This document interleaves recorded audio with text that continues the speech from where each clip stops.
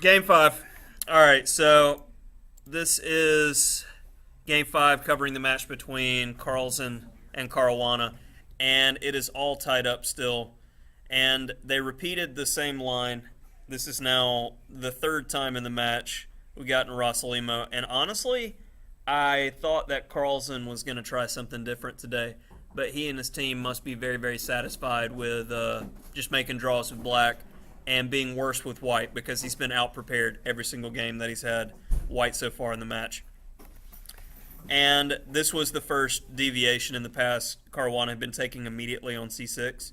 And it should be noted, like, if you hate these lines and hate having to play against this, you can play these weird moves like knight a5 here and get away with it, but it's not overly good. There are other lines with e6 as well that goes along with the repertoire that most of you guys play. So g6, castles, bishop g7, rook e1, and here was the really only interesting moment in the game.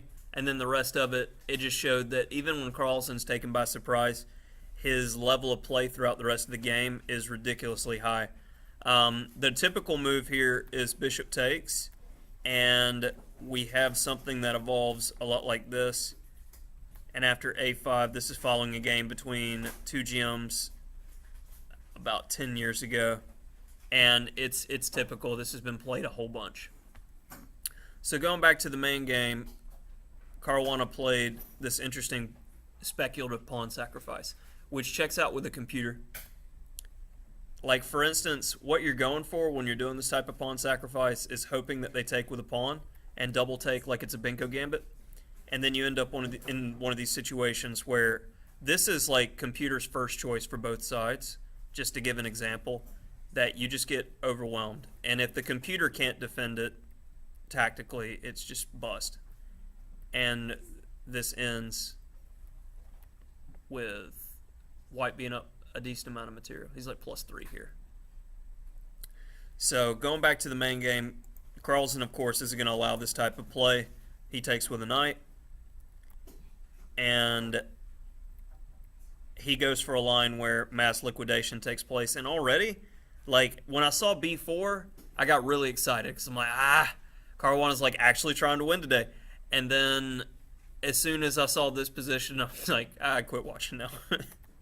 So d6, and it got a little bit interesting in here. Queen e2, b4, and it was like Carlsen was making the first choice every single time. And that showed that even when he got surprised in the opening, he's just ridiculously good. If, for instance, c takes d6, these types of positions also could have resulted where you have mass liquidation again, and you have this type of situation, which is also a draw. Because all you got to do is stop the b-pawn, and the knight's going to trade for the bishop, and then you got, even if it's 4 versus 3 in a rook and pawn endgame, it's still a dead draw.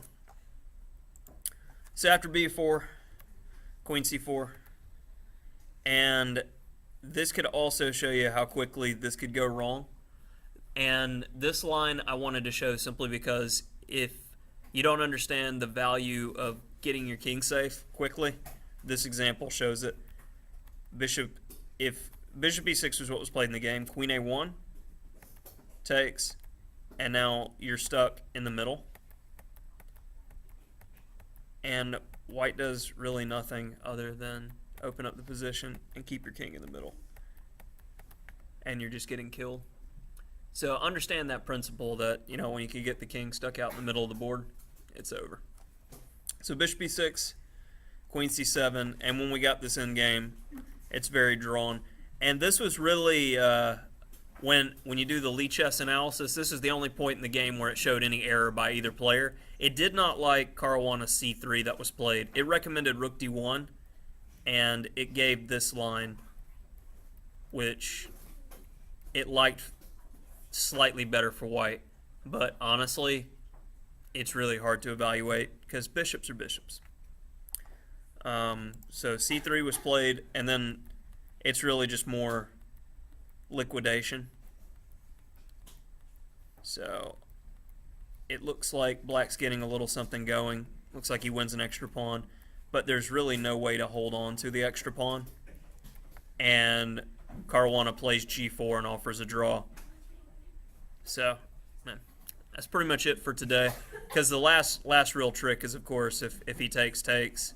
If he moves the king away from defending the bishop, you'd win the bishop. But, of course, he's just going to play king e6. And that's that. Next time.